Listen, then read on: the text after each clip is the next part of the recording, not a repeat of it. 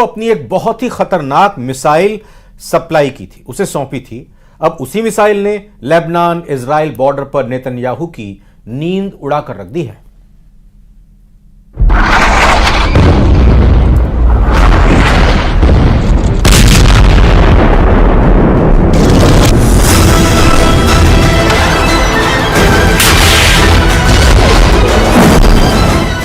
Israel Lebanon border पर दागी गई एंटी टैंक मिसाइल।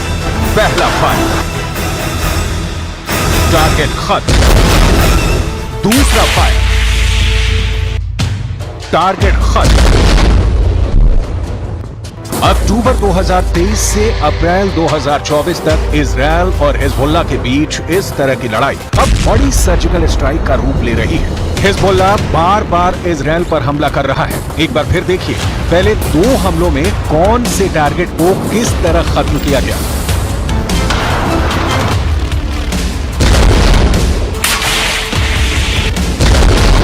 लेकिन उससे पहले देखिए अटैक हुआ किस मिसाइल से। ये है अल्मास मिसाइल जो ईरान ने बनाई और फिर हिजबुल्लाह को सप्लाई की है। अल्मास का मतलब होता है डायमंड, यानी हिजबुल्लाह इजराइल पर डायमंड वाला अटैक कर रहा है। आप इसे इजराइल हिजबुल्लाह की लड़ाई में ईरान की एंट्री भी कह सकते हैं।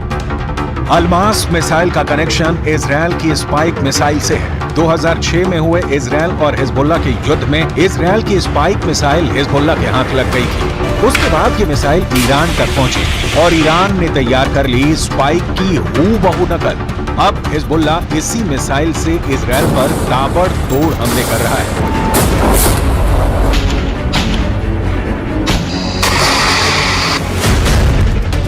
अल्मास के हमलों के बाद इजराइल में इसे हिजबुल्लाह का डायमंड युद्ध कहा जा रहा है। इसी अल्मास मिसाइल से हिजबुल्लाह ने पहले माउंट मेरोन पर हमला किया। ये जगह लेबनान इजराइल बॉर्डर पर मौजूद है और यहाँ टारगेट किया आयरन डोम के रेडार को। माउंट मेरोन पर एक ही हमले में बहुत ही सटीक तरह से उसे उड़ा डाला। इसी रेडार से इजराइल हिजबुल्लाह के रॉकेट को ट्रैक कर रहा था। दूसरा हमला मनारा में हुआ, जहां इजराइल की गोलानी ब्रिगेड का ठिकाना है। यहीं पर हिजबुल्लाह ने टॉप एंगल वाली अल्मास मिसाइल से अटैक किया और यहाँ पर भी टारगेट तबाह कर डाला। ऐसे हमलों से उत्तरी इजराइल में बहुत दहशत है। कब हिजबुल्लाह की मिसाइल टकराएगी, कब हिजबुल्लाह के रॉकेट गिरेंगे, इजराइल के लोग इसे लेकर काफी दहशत में हैं। Yes, I'm afraid. That's why I've moved away. The war is a joke. Ping pong. They shoot at us, we shoot at them. But it must finish at some point. My feeling is that diplomacy will not help unless they develop some kind of superpower. And after some serious fighting, much more serious. But it has to finish. कई शहर खाली हैं और अब यहाँ Israel के सैनिक रहने लगे हैं। इजराइल की फोर्स कई इलाकों में फैली हुई है और यही अब हिजबुल्लाह के टारगेट बन गए हैं। जब से हिजबुल्लाह ने अल्मास का वीडियो जारी किया है, इजराइल में कहा जाने लगा है कि ईरान अब लेबनान के रास्ते उसको टारगेट कर रहा है। अल्मास मिसाइल 3 तरह की होती है। अल्मास 1, इसकी रेंज है 4 किलोमीटर।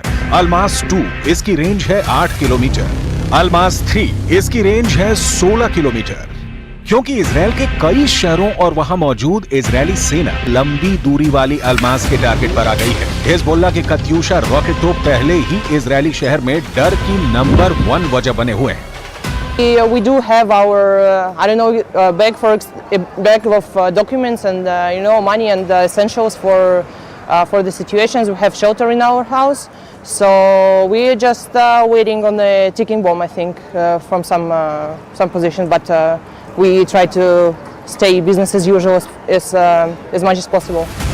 इजराइल भी बदला ले रहा है और उसने लेबनान के इलाकों में लगातार बम बरसाए हैं। यहाँ चलती हुई कार को मिसाइल से उड़ा दिया गया। ऐसे ही कई और जगहों पर हमला हुआ है, जिसमें हिजबुल्लाह की लीडरशिप के बड़े हिस्से को खत्म करने का दावा इजराइल कर रहा है। התוצאות המבצעיות הן מרשימות מאוד. מחצית ממפקדי חיזבאללה בדרום לבנון חוסל. אלה האנשים שהיו אחראים על הפעולה ההתקפית, על הרצון לפגוע באזרחי מדינת ישראל. אנחנו גרמנו לכך שאו שהם מתים או שהם מתחבאים ומפקירים את דרום לבנון לפעולתו של צה"ל שנעשית באופן אינטנסיבי.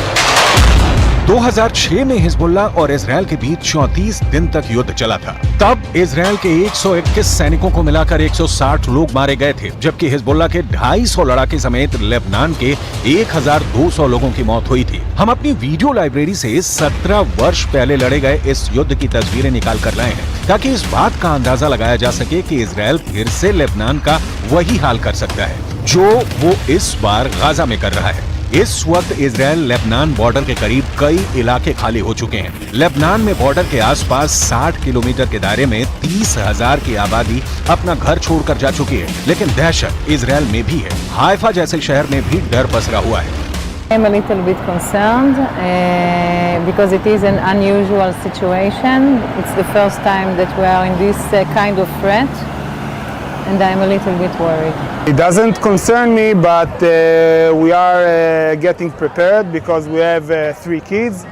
So we are aware of the situation and of the dangers, so we do prepare in advance. We have some water, dry food, and things in our house for a couple of days stay without I don't know, electricity or supermarket or anything. देखा जाए तो इस वक्त Lebanon और Israel के मौत वाले border पर हिजबुल्लाह का पूरा कंट्रोल है। हिजबुल्लाह ना सिर्फ अदमास बल्कि ऐसी मिसाइलें फायर कर रहा है जिसके आगे इजरायल के टैंक अपनी तोप रगड़ते हुए नजर आ रहे हैं। हिजबुल्लाह ने निकाली है 3 बहुत ही खतरनाक एंटी टैंक मिसाइल और मल्टी बैरल रॉकेट लॉन्चर। ये मिसाइल ईरान से सप्लाई की जाती रही है और ऐसी मिसाइलों का हिजबुल्लाह के पास बहुत बड़ा जखीरा है। हिजबुल्लाह 3 तरह की एंटी टैंक गाइडेड मिसाइल इस्तेमाल कर रहा है। ये है कॉर्नेट, इसकी रेंज 5 किलोमीटर तक है। ये रूस की मिसाइल है, लेकिन अब ईरान इसका देसी वर्जन दहलाविया तैयार कर चुका है और ऐसी बहुत सी मिसाइल अभी हिजबुल्लाह के पास है। दूसरी है BGM-71 टोप anti tank guided missile, range है 3.5 किलोमीटर। ये अमेरिका में बनी मिसाइल है, लेकिन अब इसकी नकल ईरान तैयार कर रहा है और उसने हिजबुल्लाह को सप्लाई की है। तीसरी है 85 कॉनकोर्स, रेंज 4 किलोमीटर। ये भी रूस ने बनाई है और अब ईरान में ये तोसान नाम से तैयार की जाती है।